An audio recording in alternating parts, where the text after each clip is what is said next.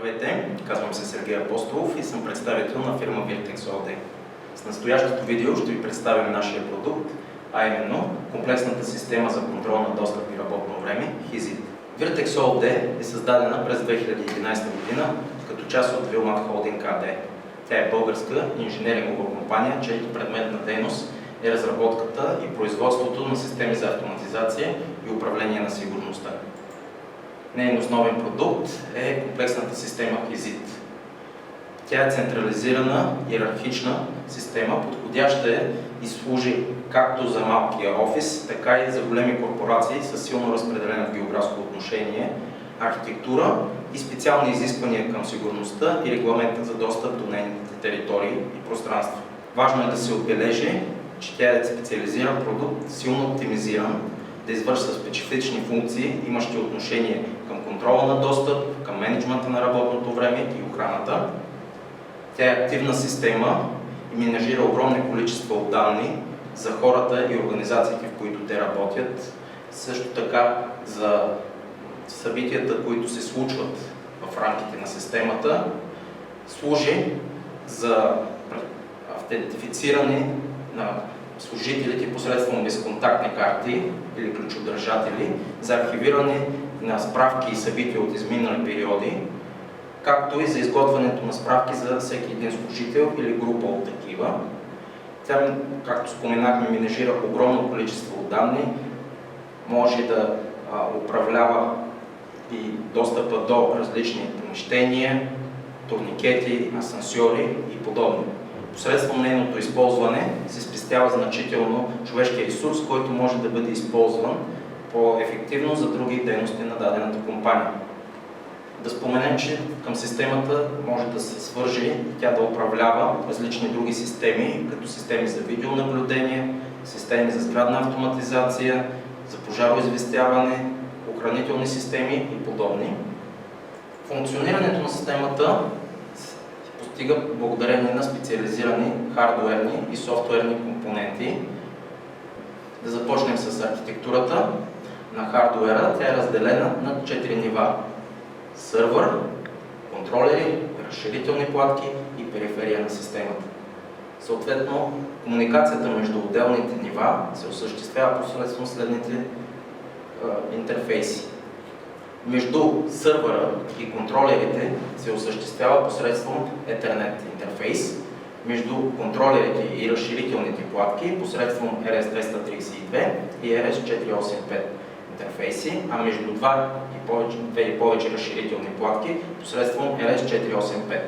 Максималният брой на разширителни платки, които могат да се свържат към един контролер, е 128.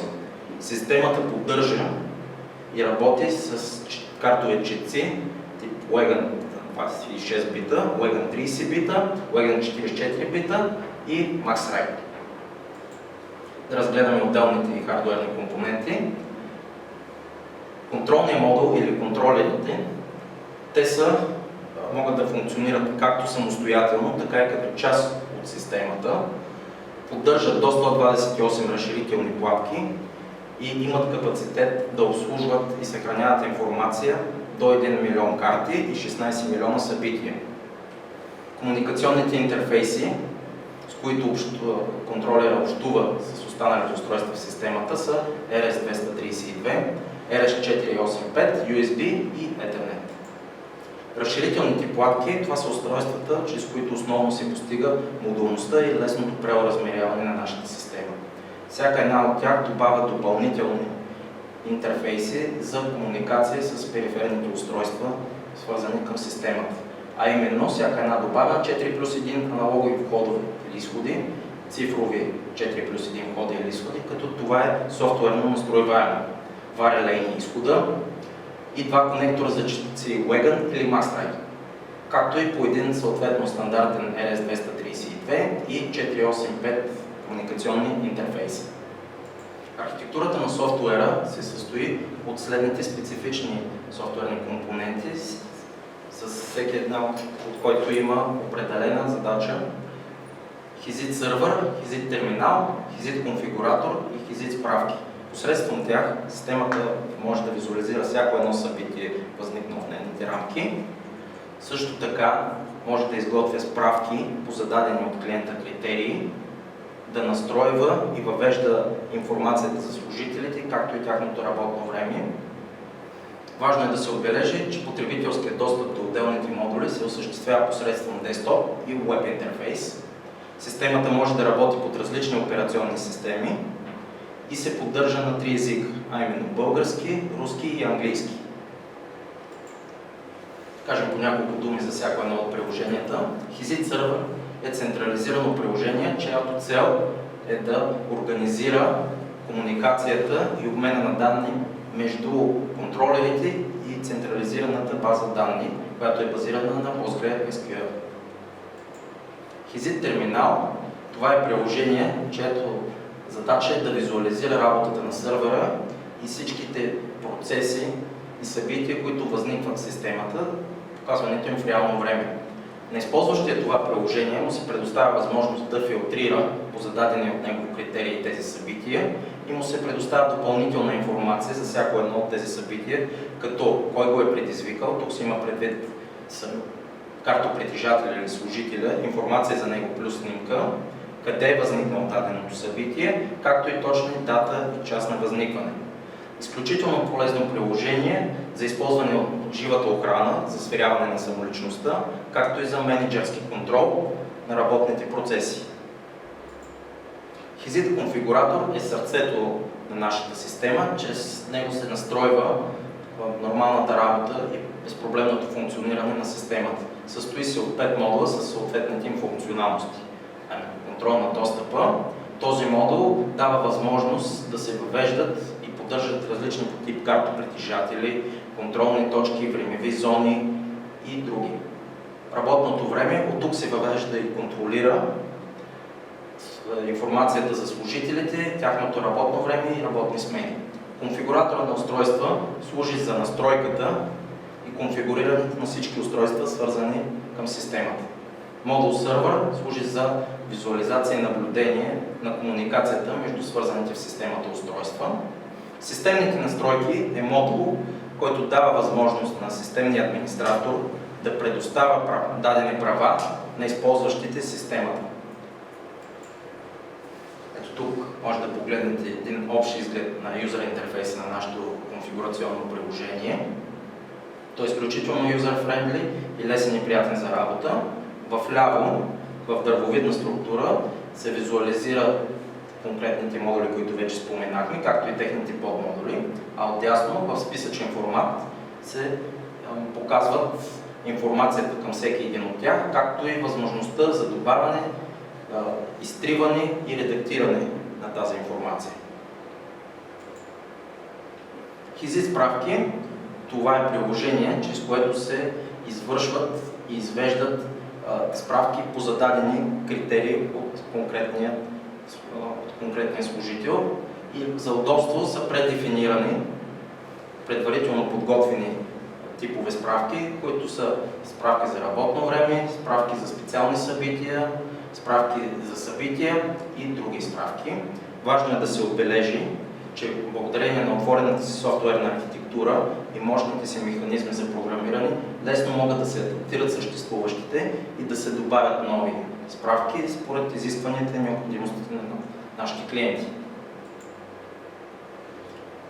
Благодарение на хардуерните си компоненти и, както споменахме, отворената си софтуерна архитектура, с нашата система Hizit е силно адаптивна и иерархична. Тя може да задоволи потребностите както на представители от дребния и средния бизнес, така и на представителите на едрия корпоративен ешелон. Нека обобщим нейните характеристики. Разделили сме ги условно на няколко групи. Архитектурни характеристики. Неограничен брой потребители, неограничен брой контролери. Това е така, тъй като няма физическо ограничение колко контролера може да свържем към нашата система.